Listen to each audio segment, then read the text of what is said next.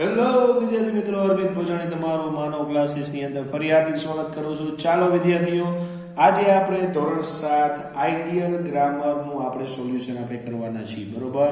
તો ચાલો આપણે ફટાફટ આપણે આઈડિયલ ગ્રામરનું સોલ્યુશન આપણે કરશું, બરોબર? તો એમાં જે આપણે આજે આપણે ટોપિક લેવાના છીએ જેનું નામ છે સાદો વર્તમાન કાળ અને સાદો ભૂતકાળ. ચાલો ધ્યાન દેજો. સાદો વર્તમાન કાળ એટલે કે કહેવાય કોને કે નિયમિતપણે કે દરરોજ થતી ક્રિયાઓ દર્શાવવા ક્રિયાપદનું મૂળ રૂપ કે ક્રિયાપદનું એસ વાળું રૂપ ઉપયોગમાં લેવામાં આવે છે. પછી ટેવવશ થતી ક્રિયાઓ દર્શાવવા માટે પણ ક્રિયાપદનું મૂળ રૂપ કે ક્રિયાપદનું એસ વાળું રૂપ પણ દર્શાવવામાં આવે છે. મૂળ રૂપ કે એસ વાળું રૂપને સાદો વર્તમાન કાળ સ્વરૂપે તમે દર્શાવો છો, બરોબર? તો આપણી જે રોજબરોજની વિદ્યાર્થીઓ જે બધી ક્રિયા હોય છે ને બધી સાદા વર્તમાન કાળ, જેમ કે તમે દરરોજ 7 કલાક સૂવો છો, દરરોજ 5 કલાક નિશાળે જાઓ છો, 2 કલાક ટ્યુશનમાં જાઓ છો, બરોબર, ભણવા માટે, તો એ બધી વસ્તુ એને તમારી સાદા વર્તમાન કાળની થશે. તો ચાલો આપણે હવે સૌપ્રથમ આગળ આપણે પેલા પોઈન્ટ્સ જોશું, બરોબર, કે એના નિયમો જે છે એ આપણે જોઈ કાઢી. જો ધ્યાન દેજો, નિયમોમાં શું કીધેલું છે કે ક્રિયાપદની પાછળ એસ પ્રત્યય લગાડવાથી તેને આપણે સમજી શકીએ. જો ક્રિયાપદના છેડે CH, SH, S, double S, O અને એક્સ હોય તો આપણે ઈએસ પ્રત્યય લાગી શકીએ. એક્ઝામ્પલ તરીકે જો પાસ, તો આમાં જો અહીં ડબલ એસ આવ્યું છે, બરોબર, અહીંયા જો ડબલ એસ આવ્યું છે કે નથી, ડબલ એસ આવેલું છે, તો ડબલ એસ આવેલું છે તો ડબલ એસ આવેલું હોય તો પાછળ ઈએસ લાગી જાય. અહીંયા એસએચ આવ્યું તો એસએચમાં ઈએસ લાગી જાય. સીએચ એટલે કે આમાં ઈએસ લાગી જાય. ફિક્સ તો ફિક્સિસ થાય, બરોબર. તો આવી રીતના આ નિયમ યાદ રાખવાનો રહેશે. જો ક્રિયાપદના છેડે વાય અક્ષર હોય અને વાયની પૂર્વે સ્વર હોય ઈ આઈ ઓ યુ તો ખાલી એસ જ લગાડવાનો. તો જો આ વાય છે, વાયની આગળ સ્વર છે તો ભાઈ એસ લાગશે. એસ એ વાય સે છે, એની આગળ એ સ્વર છે તો એસ લાગશે. બી યુ વાય બાય છે તો એની આગળ જો સ્વર જ છે તો એસ લાગશે, બરોબર.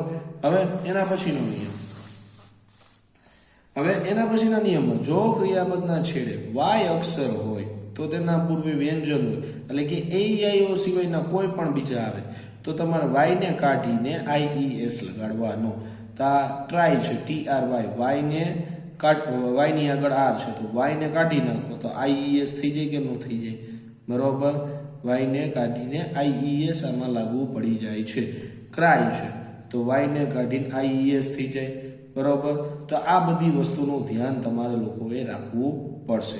હવે વાત કરી હકાર વાક્ય રચનાની. વિદ્યાર્થીઓ, હકાર વાક્ય રચના તમારી કેવી છે કે કર્તા પ્લસ એસ વાળું રૂપ અથવા ક્રિયાપદનું મૂળ રૂપ, પછી ક્રિયાપદનું મૂળ રૂપ પ્લસ કર્મ અને પ્લસ અન્ય શબ્દ, બરાબર. તો આ તમારી હકાર વાક્ય રચના છે. તો હવે હકાર વાક્ય રચનામાં એક પ્રશ્ન એ થાય કે ઘણા બધા વિદ્યાર્થીઓને એમાં પ્રશ્ન એ થાય છે કે ઈએસ વાળું રૂપ ક્યારે આવે ને ક્રિયાપદનું મૂળ રૂપ ક્યારે આવે. તો વિદ્યાર્થી મિત્રો, ઈએસ વાળું રૂપ ત્યારે આવે કે કર્તા તરીકે હી સી ઈટ હોય. શું હોય? હી સી અને ઈટ. ઈટમાં પ્રાણીઓ આવે, હીમાં આપણે ખુદ આવી છીએ, સીમાં વુમન્સ આવે બધી, બરોબર. તો ઈ હોય ત્યારે તમારે ક્રિયાપદનું મૂળ રૂપ અને ક્રિયાપદનું એસ વાળું ક્રિયાપદનું મૂળ રૂપ ક્યારે આવે તો આઈ વી યુ અને ધે હોય. સાંભળી લેજો, આઈ વી યુ અને ધે હોય ત્યારે ક્રિયાપદનું મૂળ રૂપ આવી જશે, જે કાઉન્સમાં લખેલું હોય. હવે નકાર. હવે જો નકાર વાક્ય રચના આપણે જોઈશું. તો નકાર વાક્ય રચના આપણે જો કે કર્તા plus do does plus not plus ક્રિયાપદનું મૂળ રૂપ પ્લસ કર્મ અને પ્લસ અન્ય શબ્દ. તો કર્તા plus do does plus not plus ક્રિયાપદનું મૂળ રૂપ પ્લસ કર્મ અને પ્લસ અન્ય શબ્દ. તો આની નકાર વાક્ય રચના છે. ડુ અને ડસ કેવી રીતના લાગે તમને બધા? ડુ ક્યારે લાગે? આઈ બી યુ હોય ધે ત્યારે ડુ લાગશે. ડસ હી સી ઈટ હોય ત્યારે, બરોબર. ચાલો હવે આગળ વધશું. હવે થોડા ઓળખ સૂચક શબ્દ છે એ પણ જોઈ લઈ. ઓળખ સૂચક શબ્દમાં always, sometime, often, never, usually, daily આ બધા ઓળખ સૂચક શબ્દો છે જેના મિનિંગ તમને લખેલા. સમટાઈમ્સનો મિનિંગ કેટલીક વાર લખેલું છે, ઓફનનો મિનિંગ અવારનવાર લખેલું છે, નેવરનો મિનિંગ કદી નહીં અને ક્યારે પણ નહીં. બરોબર. ઓલવેઝ એટલે હંમેશા, યુઝ્યુઅલી એટલે સામાન્ય રીતે, ડેઇલી એટલે દરરોજ. તો આવા બધા તમારે શબ્દ તમારે યાદ રાખવાના છે. કેના માટે? આ કાળ, સાદા વર્તમાન કાળને ઓળખવાના શબ્દો છે. બરોબર. જો આ ઓળખ સૂચક શબ્દ સિવાય બીજું કાંઈ આવે ન આવે ઓળખ સૂચક શબ્દ તો તમારી પાસે એક જ ઓપ્શન રહે, વાક્યનું શુદ્ધ ગુજરાતી તમારે કરવું પડશે. ચાલો હવે આગળ વધશું. પ્રશ્નાર્થ વાક્ય. તો જો પ્રશ્નાર્થ વાક્યમાં એ લખેલું છે ડુ ડસ પ્લસ કરતા પ્લસ ક્રિયાપદનું મૂળું પ્લસ કર્મ અને પ્લસ અન્ય શબ્દ. તો આ વાક્ય રચના થઈ. હવે આગળ વધી. બરોબર. ખાલી જગ્યામાં. હવે ખાલી જગ્યામાં જુઓ, ખાલી જગ્યામાં શું જોવાનું? હકાર છે કે નકાર. હકારમાં કાંઈ આપેલું ન હોય, નોટ ને એવું. નકાર હોય તો એમાં નોટ આપેલું હોય, પ્રશ્નાર્થ હોય તો એમાં પ્રશ્ન ચિહ્ન આપેલું હોય છે. તો માય અંકલ ખાલી જગ્યા ઇન લંડન, તો આમાં હકાર વાક્ય થાય. તો લીવ છે તો મિસ્ટર અંકલ એટલે હી આવ્યું, તો ક્રિયાપદનું એસ કે ઈએસ સ્વરૂપ આવે તો લીવ છે તો પાછળ એસ લાગી ગયું. He does not. હવે જો નોટ આવ્યું, નોટ આવે એટલે ક્રિયાપદનું મૂળરૂપ એટલે આ જે છે એ બેઠે બેઠો લખી નાખો. ડુ ધે ખાલી જગ્યા ધેર એલ્ડર્સ. એલ્ડર્સ એટલે પ્રશ્નાર્થમાં કહો એટલે ડુ વાળું વયું ગયું તો ક્રિયાપદનું આમાં મૂળરૂપ આવે તો બેઠે બેઠું લખી નાખો. બરોબર. બી સાઇડ સાયન્સ વી ખાલી જગ્યા હિસ્ટ્રી એન્ડ સિવિક્સ. તો સાયન્સને સાઈડમાં મૂકીને તમારે હિસ્ટ્રી અને સિવિક્સને એટલે કે રાજનીતિને તમારે ભણવાનું છે. તો વી આવ્યું, શું આવ્યું? વી. તો ક્રિયાપદનું શું થશે? મૂળરૂપ થાય. પછી સી નેવર ખાલી જગ્યા ફ્લાવર. સી આવ્યું. બરોબર. તો અહીંયા પ્લકનું પ્લક જ આવશે, પ્લક્સ નહીં આવે. કેમ કે ફ્લાવરને તમે એક જ વાર તમે કામ કરી શકો એના ઉપર, બીજી વખત ન કરી શકો. હિયર ખાલી જગ્યા યોર બર્થડે કેક. બરોબર. તો આમાં ઉદ્ગાર વાક્ય છે. હિયર તો ખાલી કમનું કમ જ થઈ જશે. ડઝ હી ખાલી જગ્યા માય ફાધર ક્વેશ્ચન માર્ક. તો નોનું નો જ આવશે ક્રિયાપદ ન મળવું. એવી રીતના બધી ખાલી જગ્યા તમને આવડી જશે. હવે પાછળની બાજુ જોઈ તો જો પાછળની બાજુમાં તમને નો વાળા વાક્ય કીધા છે કે જે નીચે અંડરલાઈન જે છે એમાં કાઉન્સ વાળો શબ્દ મૂકીને નકારમાં રિપ્રેઝન્ટ કરવાનો છે. તો નો પહેલા લખવાનું મિસ્ટર આલ્બર્ટ, પછી નો કરો તો આ ડઝ નોટ તમારે લખવું તો પડશે. કેવી રીતના ડઝ નોટ આવે? મિસ્ટર આલ્બર્ટ એટલે કે હી થયું તો એ સાથે ડઝ નોટ લાગશે. અન્ડરસ્ટેન્ડ્સ છે. બરોબર. અન્ડરસ્ટેન્ડ્સ છે તો ક્રિયાપદનું અહીંયા તમારું શું થઈ જાય છે? મૂળરૂપ થાય. શું થાય?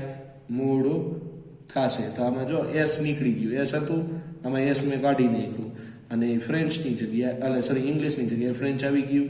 એવી રીતના he catch the train every morning. હવે અહીંયા મોર્નિંગને કાઢીને ઇવનિંગ લગાડવાનું તો નો. હી પછી શું આવશે? ડઝ નોટ આવશે વાક્ય રચના પ્રમાણે. પછી ક્રિયાપદનું મૂળ કેચી છે તો ખાલી કેચ થઈ ગયું. The train every evening. એવી રીતના તમે આ બાકીના બધા વાક્ય કરી શકશો. ચાલો હવે નીચે આપણે જોઈએ પ્રશ્નાર્થ વાક્ય.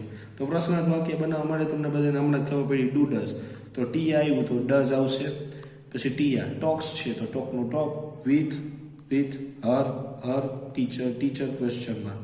બરોબર. તો આપણે એનો યસમાં જવાબ દેવાનું કીધું છે તો યસ. ટીયા કોણ છોકરી છે તો સી લખવાનું. સી ટોક વિથ હર આવડે કે ટીચર આવડે કે ન આવડે. આવી રીતના તમારે પણ બધા બાકીના વાક્ય કમ્પ્લીટ આના કરવાના રહેશે. તો ચાલો વિદ્યાર્થીઓ અહીંયા આપણે સાદો વર્તમાન કાળ કમ્પ્લીટ થાય છે. નેક્સ્ટ કાળ લેશું સાદો ભૂતકાળ. સાદો ભૂતકાળ એટલે કે ભૂતકાળમાં બની ચૂકેલી બધી ક્રિયાઓ. બરોબર. તો એના માટે આપણે એમાં તમારે સૌપ્રથમ પહેલા શું લગાડવાનું હોય?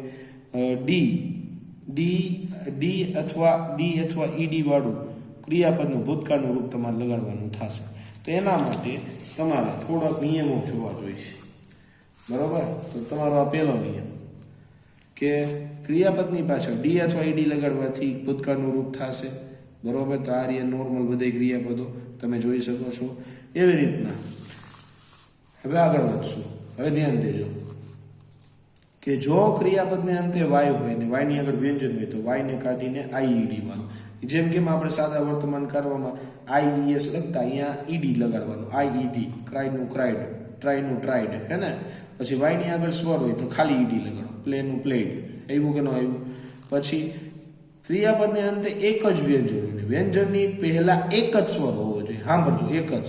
આર યુ સ્ટોપ, જુઓ હેપી વ્યંજન છે એની આગળ જો આખા શબ્દની અંદર એક જ સ્વર છે, તો છેલ્લા અક્ષરને શું કરવાનું? બેવડાવીને ઈડી લગાડે. સ્ટોપ તો સ્ટોપ, ટ્રાવેલ તો ટ્રાવેલ, એવી રીતના. પછી વ્યાકરણમાં આવેલા કેટલાક ક્રિયાપદો એવા હોય જેમાં તમારે ડી અથવા ઈડી પ્રત્યે લગાડવાથી નહીં, અપવાદરૂપ, જેમ કે તમે વાંચતા હો ગોનું વેન્ટ, કમનું કમ, એવા તમે ઘણા બધા ક્રિયાપદો વાંચ્યા વિદ્યાર્થીઓ, તો આ બધા પણ તમારે ક્રિયાપદો યાદ રાખવા પડશે. હવે કેટલાક ક્રિયાપદો એવા કે જેમાં ભૂતકાળનું રૂપ સરખું જ આવે, કટ કટ, પુટ પુટ, સટ સટ, બરોબર, હિટ હિટ, પછી હટ હટ.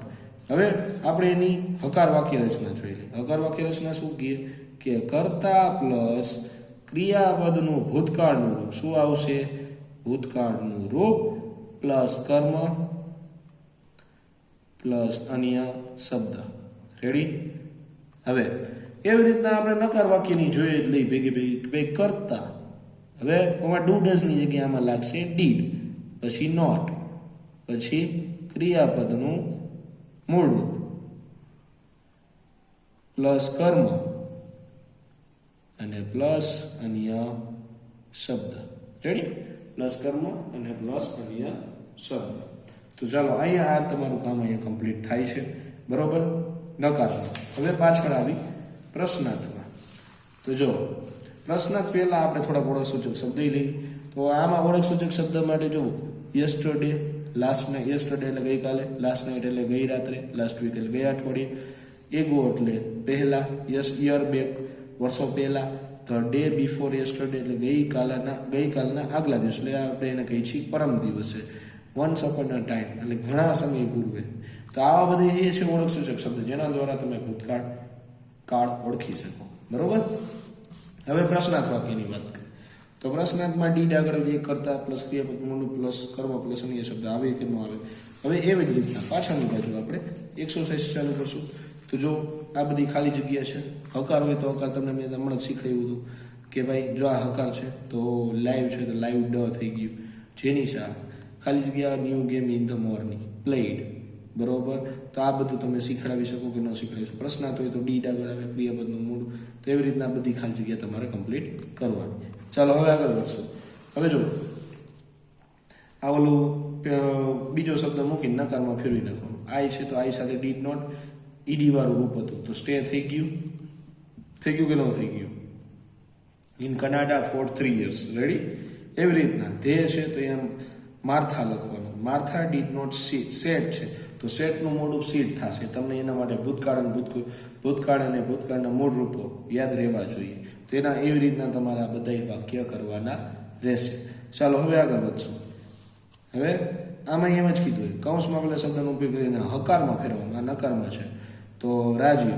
ડીડ નોટ તમે કાઢી નાખો તો ડ્રિંકનું ભૂતકાળનું રૂપ થાય છે ડ્રેક, ને કોફી લખવાનું. પછી Jim did not repair the car એટલે ડીડ નોટ કાઢી નાખો એટલે રિપેર્ડ થઈ જશે. પછી સ્કૂટર આવ્યું તો ધ સ્કૂટર થઈ ગયું. એવી રીતના આ પણ બધા વાક્ય તમે કરી શકશો. હવે આપણે ચાલો હવે આપણે પ્રશ્નાર્થ વાક્ય બનાવો. પ્રશ્નાર્થ વાક્ય આપણે હમણાં જોઈએ ડીડ પ્લસ કરતા પ્લસ ક્રિયાપદનું મૂળ. તો પેલા ડીડ આઈ સાથે ડીડ આઈનું શું કરવાનું? યુ કરી નાખવાનું. ગો વેન્ટનું ક્રિયાપદનું મૂળ રૂપ એટલે go. To the classes yesterday, yes I did. આવી રીતના તમારે જવાબ દેવાનો. She left the city in 2012. Did she leave the city 2012? એવી રીતના પણ તમે આ બાકીના વાક્ય કરી શકશો. તો ચાલો વિદ્યાર્થીઓ, અહીંયા તમારો સાદો ભૂતકાળ કમ્પ્લીટ થાય છે.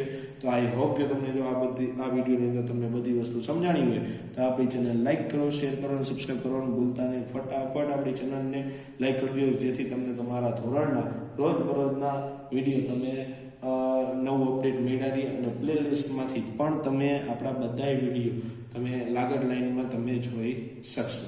તો ચાલો ત્યાં લગી આપણે વિદાય લઈશું. જય હિન્દ, જય ભારત.